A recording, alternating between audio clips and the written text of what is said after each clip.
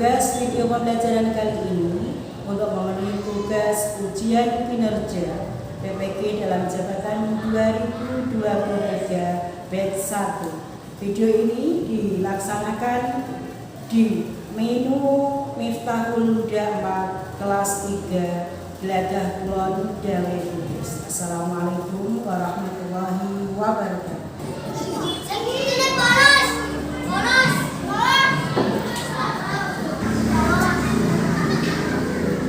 Assalamualaikum warahmatullahi wabarakatuh.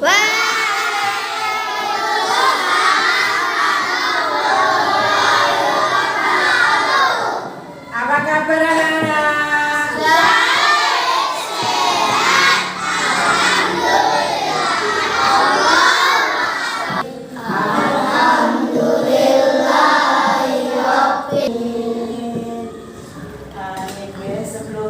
Sebelum pembelajaran kita mulai, saya akan mengecek kehadiran anak-anak.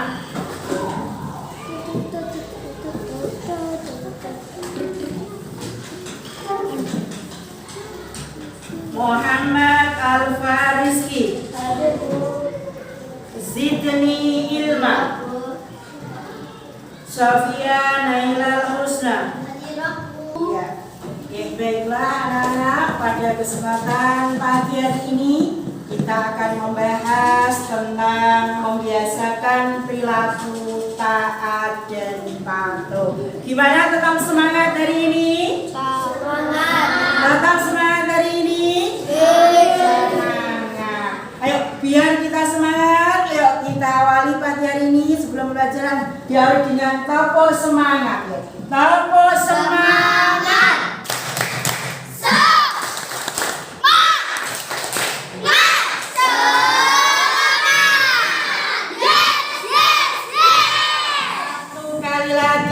Topo semangat.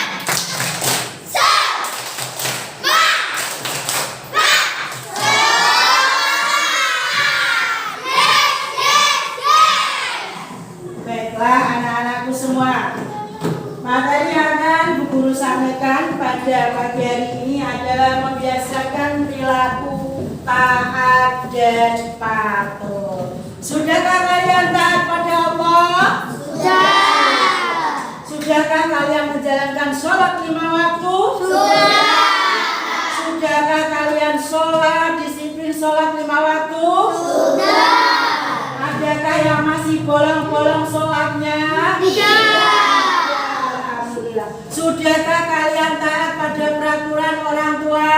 Sudah. Sudahkah kalian menghormati guru-guru kalian? Sudah. Sudahkah kalian taat pada peraturan sekolah? Sudah. Sudah. Alhamdulillah. Baiklah, sekarang kita akan membahas tentang membiasakan. Sekarang kita pelajari bareng-bareng tentang membiasakan perilaku taat dan patuh. Di situ ada gambar apa? Orang sholat itu merupakan taat dan patuh kepada Allah. Selanjutnya, tujuan dari pembelajaran ini apa? Tujuan dari pembelajaran ini, anak-anak peserta didik diharapkan mampu memahami sikap taat dan patuh terhadap Allah. Bagaimana anak-anak memahami sikap taat dan patuh kepada Allah, Rasulnya, dan kedua orang tua dan guru dalam kehidupan sehari-hari. Taat pada Allah, Rasul Allah, pada pemerintah, pada kedua orang tua kita, pada guru dalam kehidupan sehari-hari. Taat artinya senantiasa tunduk kepada Allah, Rasulnya, pemerintah, dan sebagainya. Sedangkan patuh artinya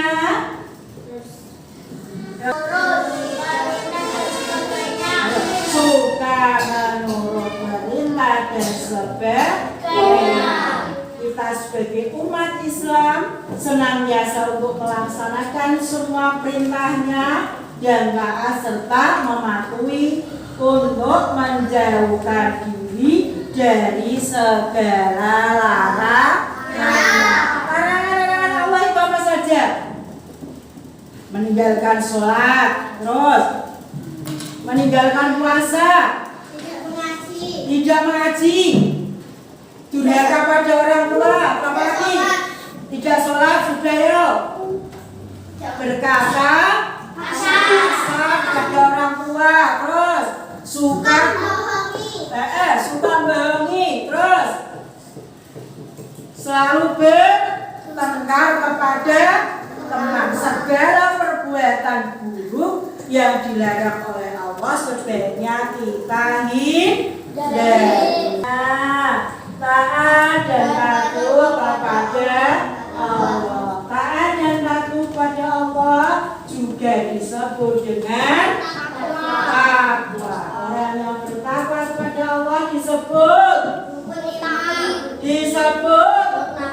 muttaqi. Di dalam rukun iman yang pertama tercantum iman kepada Allah dibuktikan dengan cara berdakwah kepada Allah, yaitu dengan cara menjalankan perintah Allah dan menjauhi larangan.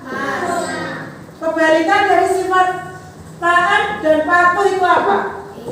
Ingkar. Tuh, ingkar adalah kufur. Kufur itu orang yang melakukan perbuatan kufur disebut kafir. Betul. Orang kafir menolak keberadaan Allah serta menolak semua perintahnya. Ayo dibaca bareng-bareng loh. A'udzu billahi minasy syaithanir rajim. Bismillahirrahmanirrahim. Allah mastaqatum wasma'u wa ati'u. Dibaca artinya. Artinya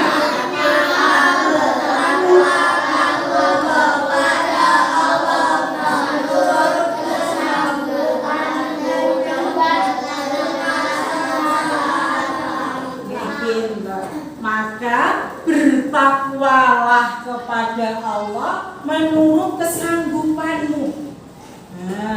Dan dengarkanlah serta taatlah. Maksudnya apa? Maksud dari makna maka bertakwa kepada Allah menurut kesannya itu kemampuan bertakwa kepada Allah dengan usaha semaksimal mungkin. Sholat ya ojo aras-arasen. Puasa karena lapar, malas tidak puasa. Kudune bagaimana carane melawan hawa nafsu. Nggih. Saya harus rajin sholat. Saya harus rajin sholat. Saya harus rajin puasa. Saya harus berbakti kepada orang tua. Saya tidak boleh ngomong kotor-kotor.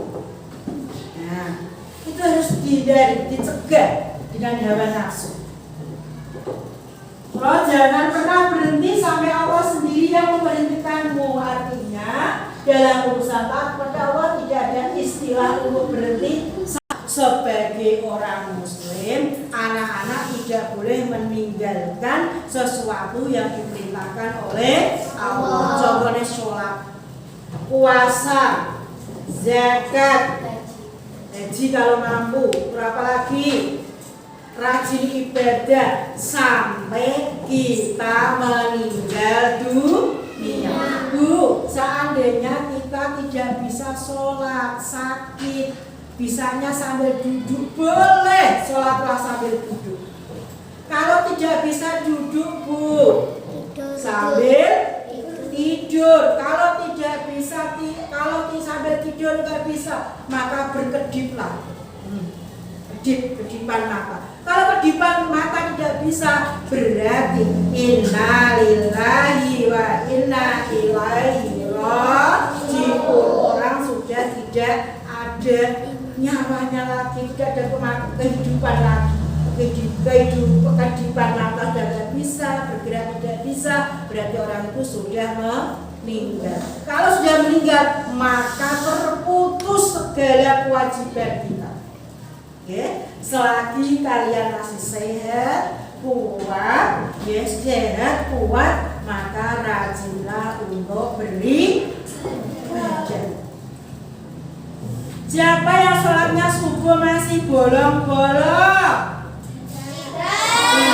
Siapa yang masih malas bangun pagi? Tidak. Alhamdulillah, semua anak soleh dambaan kedua orang tua. Dibaca 1.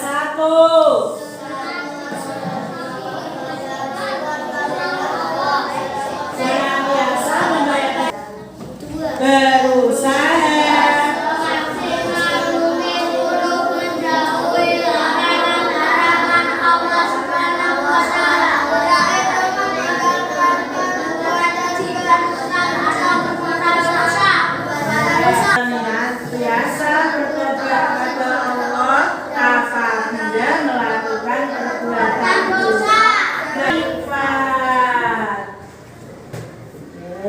siapa nabi kita? Muhammad. Dan berpegang teguh terhadap sunnah-sunnah yang dibawa oleh Rasulullah Sallallahu Alaihi Wasallam. Kalau kemarin kok ada cerita yang mengaku sebagai nabi dan rasul, Bu, itu termasuk perbuatan dosa apa tidak? Dosa. Karena apa? Nabi yang terakhir adalah Nabi Muhammad, Nabi akhir zaman. Tidak usah mengaku-ngaku sebagai nabi. Bagaimana menaati Rasul? Antara lain 1. Mengetahui riwayat kehidupan para Rasul, terutama Rasulullah Sallallahu Alaihi Wasallam. Membenarkan berita yang disampaikan para Rasul. Mengamalkan syariat yang dibawanya. Syariatnya apa? Sholat 5 waktu. Bahasa Islam merahnya sholat 5 waktu. Terus mencintai dan membela para Rasul, terutama Rasulullah Sallallahu Alaihi Wasallam. Sama meneladani kehidupan para Rasul, terus menghidupkan sunnah-sunnah Rasul dan patuh pada orang tua. Sudahkah kalian taat dan patuh pada orang tua kalian? Sudah. Sekarang berbakti pada orang tua merupakan kewajiban seorang anak.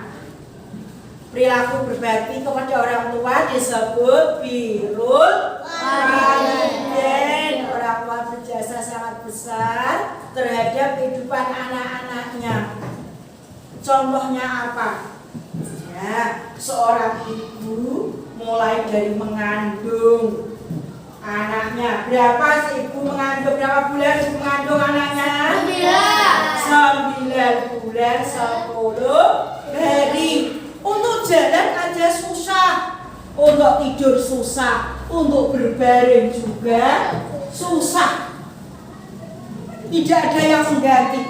Selama 9 bulan 10 hari selalu dibawa kemana-mana. Di pasar di bank, wah, tidur di bank, wah, sholat di bank, wah. Kita dirawat, disusui, dimandikan, dikasih ASI. Kalau anaknya nangis tengah malam, ibunya terbangun, bapaknya terbangun, ganti popok. Ayahnya kerja keras banting tulang untuk beli susu, beli jajan anaknya. Seperti kita sekolah hari ini, sudah dikasih uang saku semua sama orang tua? Sudah. Kerja keras orang tua kalian untuk membahagiakan anak-anaknya. Makanya kita harus bersyukur, kita harus belajar yang baik. Gitu ya.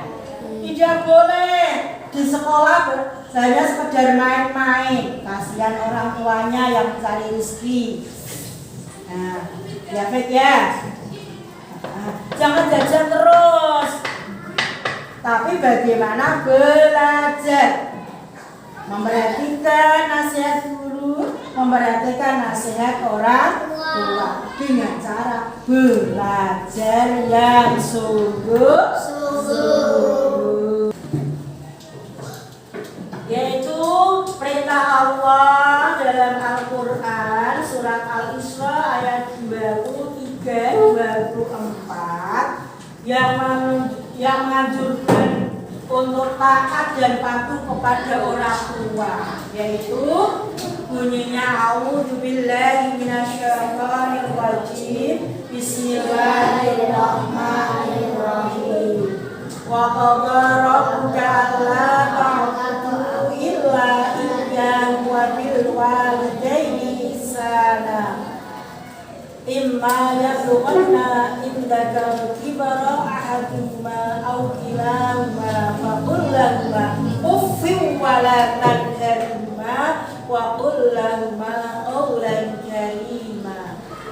Qawlan karim. Ya, ayo sekarang dibaca anak-anak semua artinya. Yuk. Artinya dan Tuhan telah memerintahkan supaya kamu jangan menyembah selain Dia, dan kamu berbuat baik kepada kedua sebaik-baiknya. Jika salah seorang di antara keduanya atau kedua-duanya sampai berumur lanjut dalam pemeliharaanmu, maka sekali-kali janganlah kamu mengatakan banyak dengan perkataan A. Dan jangan kamu membentak mereka dengan ucapan, dan ucapanlah kepada mereka dengan perkataan yang mulia. Dirimu terhadap mereka berdua dengan penuh kesayangan dan ucapkanlah, wahai Tuhanku, kasihanilah mereka keduanya sebagaimana mereka berdua mendidikku di waktu kecil. Kita tidak boleh menyekutukan Allah, tidak boleh menyembah selain Allah. Ada batu besar kita sembah, ampun Mbah, saya mohon maaf, berilah saya rezeki. Gak boleh, batu itu benda mati kok kamu sembah. Ada pohon besar kita ngasih sesajen supaya kita selamat, tidak boleh. Nah, yang kedua dari maksud ayat ini adalah kita tidak boleh durhaka kepada orang tua kita. Ya, tidak boleh kita mengatakan kalau disuruh, misalnya Safir belajar yang sungguh-sungguh, bilang males, dosa.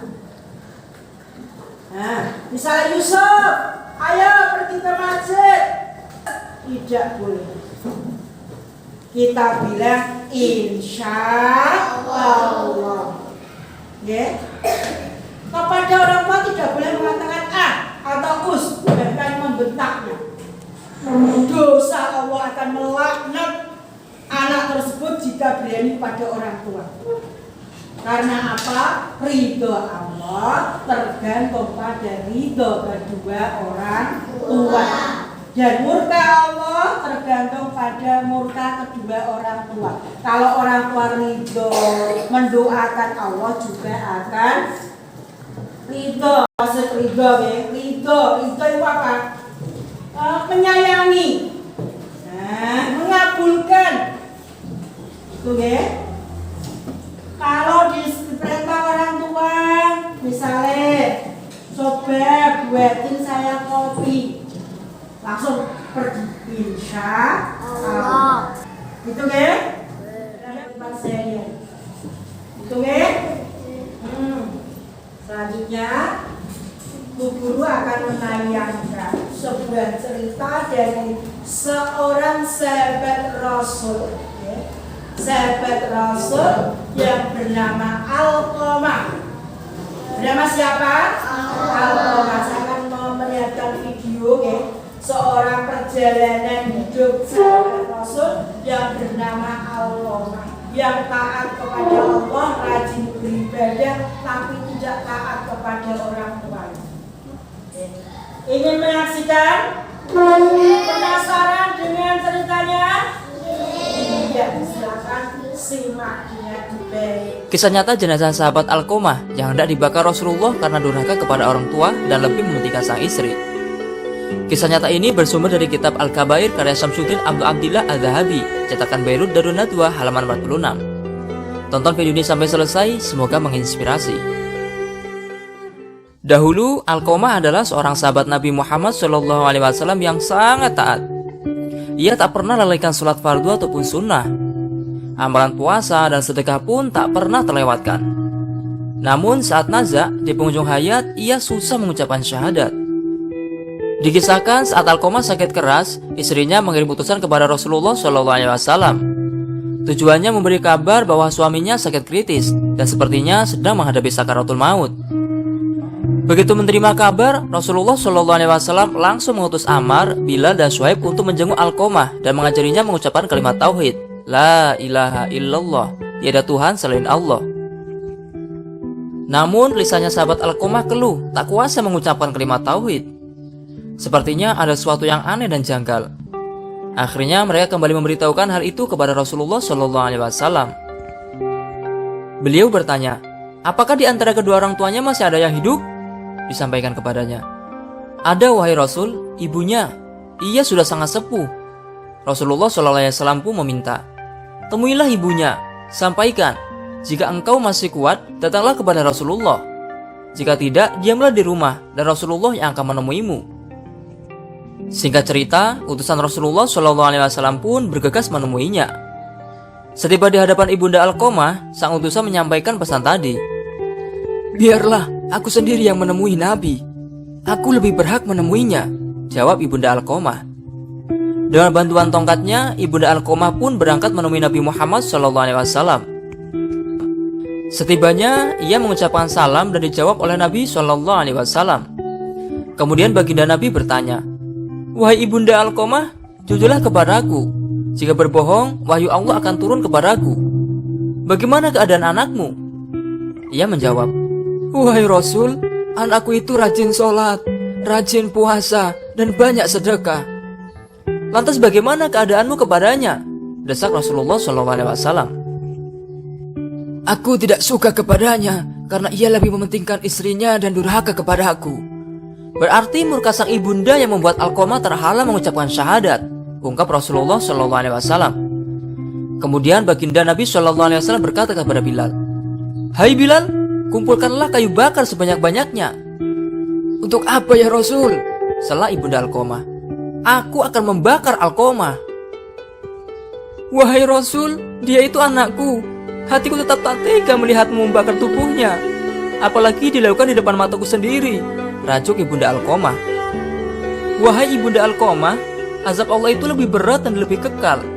Jika kau ingin Allah mengampuninya, maka ridhoilah dia. Demi zat yang menggenggam jiwaku, sholat, puasa, dan sedekah Alqamah tidak ada manfaatnya selama engkau masih murka kepadanya, kata Rasulullah SAW panjang lebar. Wahai Rasulullah, di hadapan Allah, para malaikatnya, dan seluruh kaum muslimin yang hadir, aku bersaksi bahwa aku meridhoi anakku Alqamah, ikrar sang ibunda. Kali ini Nabi SAW kembali memerintahkan Bilal, hai Bilal, pergilah dan lihatlah Alqamah. Apakah dia sudah bisa mengucapkan la ilaha illallah atau belum? Siapa tahu ibunda Alqamah mengucapkan sesuatu yang tidak sesuai dengan isi hatinya karena malu kepadaku. Tak berpikir panjang, Bilal pun menuju rumah Alqamah. Dari luar rumah, dirinya mendengar Alqamah mengucap, la ilaha illallah. Setelah itu, Bilal masuk ke dalam rumah dan menyampaikan, wahai semua yang hadir, sesungguhnya murka sang ibunda lah yang membuat lisan Alqamah terhalang mengucapkan syahadat. Setelah ibunya ridho, barulah lisan Alqamah ringan mengucapkannya. Pada hari itu juga, Alqamah mengembuskan napas terakhir. Tersiar kabar kematiannya. Rasulullah SAW pun hadir bertakziah. Beliau memerintahkan agar jenazahnya segera dimandikan dan dikafani. Usai dikafani bersama para sahabat, beliau mensolati jenazahnya. Pada saat pemakaman, baginda Nabi Shallallahu Alaihi Wasallam berdiri di pinggir lubang kubur dan berpidato. Wahai kaum Muhajirin dan Ansor, siapa saja yang mementingkan istrinya daripada ibunya, maka laknat Allah, para malaikat dan seluruh manusia adalah untuknya. Allah tidak akan menerima kebaikan dan keadilannya kecuali ia bertobat kepada Allah, memperbaiki sikapnya kepada ibu dan berusaha mengejar ridhonya. Sesungguhnya ridho Allah berada pada ridho ibu, murka Allah juga berada pada murka ibu. Dari petikan kisah di atas dapat ditarik beberapa pelajaran. Alqamah ialah gambaran seorang yang mementingkan istri tapi lalai memenuhi hak orang tua. Alqamah seorang yang taat beribadah, sholat, puasa, dan sedekah tak luput ditunaikannya. Namun sikap buruknya pada sang ibunda membuatnya terhalang dan berat mengucapkan syahadat saat sakaratul maut. Tidak ada manfaatnya amal sholat, puasa, sedekah, dan amal baik seseorang jika ia durhaka dan suka melukai hati orang tua, kecuali ia bertobat dan perbaiki sikap. Kecintaan seseorang terhadap istri jangan sampai mengabaikan hak orang tua sendiri, terutama ibu. Betapa besarnya kasih sayang seorang ibu. Walau hati sudah tergores luka, ia tetap terbuka memaafkan karena tidak tega melihat anaknya sengsara. Demikian yang tergambar dari sikap ibunda Alqamah. Ia memilih memaafkan Alqamah daripada melihat tubuh anaknya hangus terbakar api. Siksaan akhirat lebih berat dan lebih kekal dibanding siksaan dunia. Siksaan api dunia tak seberapa dibanding siksa api neraka di akhirat. Demikian tutur pesan Rasulullah SAW. Wallahu a'lamu bishwabi wal muradi. Nah, itulah kisah sahabat Alqamah yang durhaka kepada orang tua. Semoga kisah ini bisa menginspirasi dan menuntun kita semua agar selalu birrul walidain, berbakti kepada orang tua kita. Ingat, ridho Allah berada di ridho orang tua. Murka Allah ada pada murka orang tua. Orang tua itu ada 3. Yang pertama, ayah ibu yang melahirkan dan membesarkan kita. 2. Guru-guru kita yang telah mendidik dengan ilmu. 3. Ayah ibu mertua kita apabila kita telah menikah. Berbakti kepada orang tua akan dilancarkan rezekinya. Berbakti kepada guru akan diberikan berkah ilmu yang bermanfaat. Terima kasih telah menonton video ini. Jangan lupa tinggalkan jejak dengan cara klik like, subscribe, komen, dan share video ini sebanyak-banyaknya ya, agar channel ini semakin eksis dalam men-syiarkan kebaikan. Amin. Wallahu muwaffiq ila aqwamit thoriq. Wassalamualaikum warahmatullahi wabarakatuh. Sudah melihat tadi tayangan video tentang kisah Alqamah, sahabat Nabi yang patuh, taat kepada Allah, rajin sholat, rajin puasa, tapi durhaka kepada orang tua. Sudah? Bagaimana perasaan kalian? Sedih. Bagaimana perasaannya? Sedih. Makanya selain kita berbakti kepada Allah, juga kita harus taat kepada kedua orang tua. Terus ya, Bu Guru ingin membagikan soal yang nantinya kalian kerjakan secara berkelompok.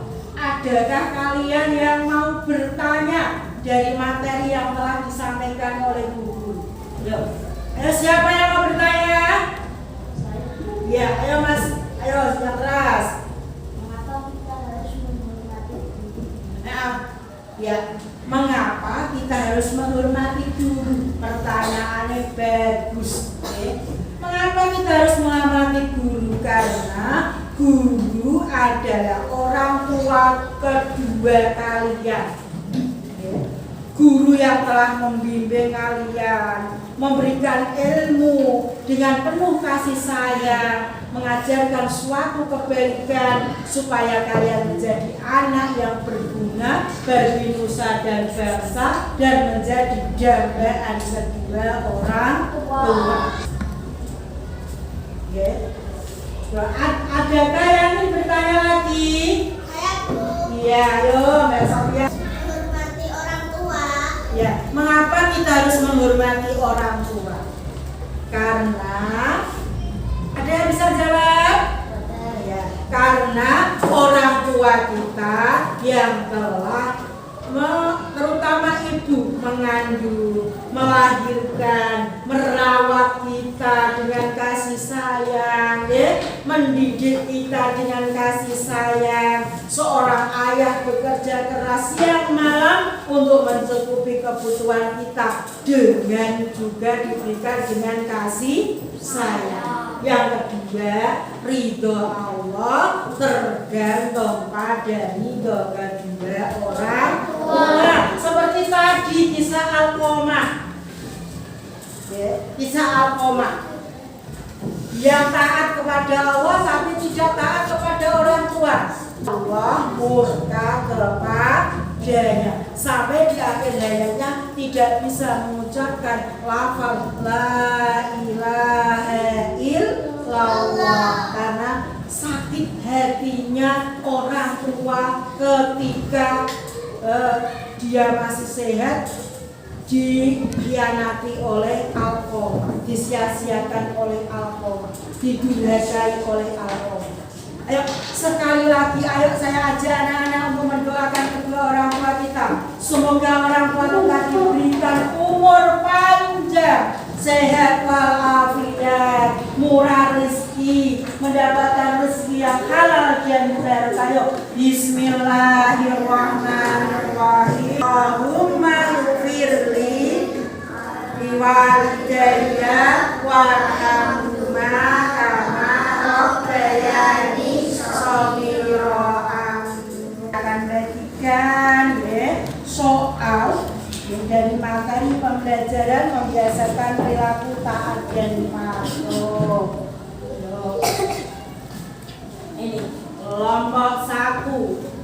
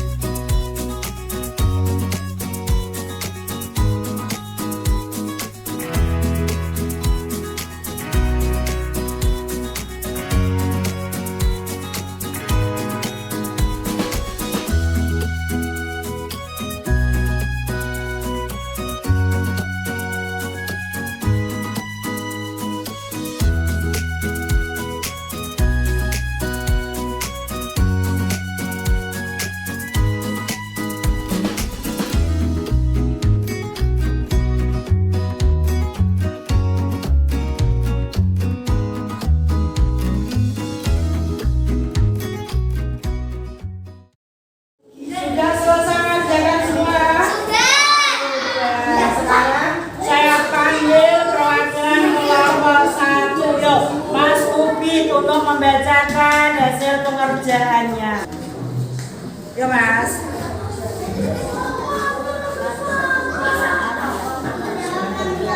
Tunduk kepada Allah, Rasulnya. Yang lainnya memperhatikan. Patuh artinya suka menurut perintah dan sebagainya. Dua, caranya kita bertakwa kepada Allah. Menghentikan perintah Allah, berusaha semaksimal mungkin dan menjauhi larangan Allah. Berinfak, bersedekah dan menunaikan zakat dengan biasa berdoa kepada Allah. Berlaku Islam sesuai tuntunan Allah dan Rasulnya. Ayo kita kasih supaya saya tepuk tangan.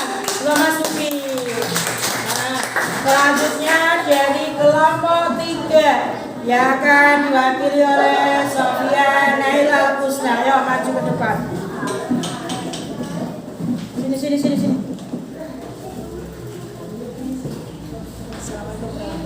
Assalamualaikum warahmatullahi wabarakatuh. Waalaikumsalam warahmatullahi wabarakatuh. Saya dari kelompok Sofi, Kaila, Ira, dan Bella. Apa arti taat dan patuh? Taat dan patuh. Bu, gimana caranya kita menaati Rasul Allah, terutama Rasul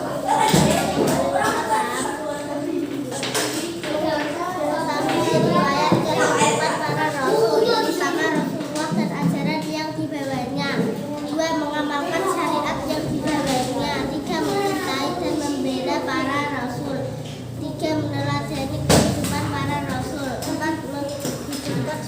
sunnah Rasulullah Sallallahu Alaihi Wasallam. Berkah dari 5, berikan contoh perbuatan yang mencerminkan berkah dan patuh kepada guru. 5. Ya, semua dengarkan.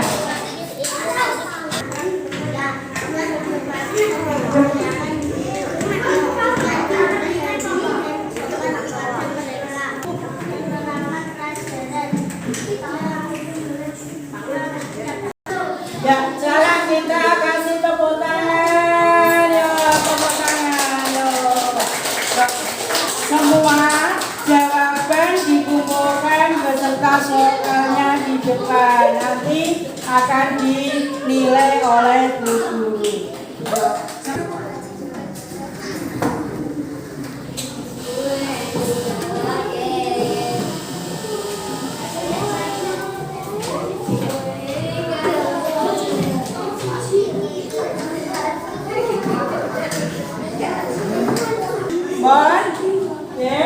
kesimpulannya, hari ini pembelajaran kita hari ini adalah kita harus selalu taat dan patuh kepada Allah. Yang kedua juga taat kepada Rasul Allah. Yang ketiga taat kepada orang tua.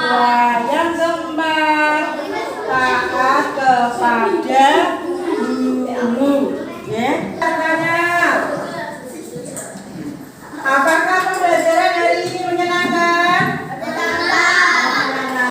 Apakah kalian paham dengan materi hari ini?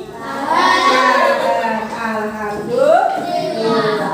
Selanjutnya, Bu Guru akan memberikan tugas untuk dikerjakan di rumah sebagai PR.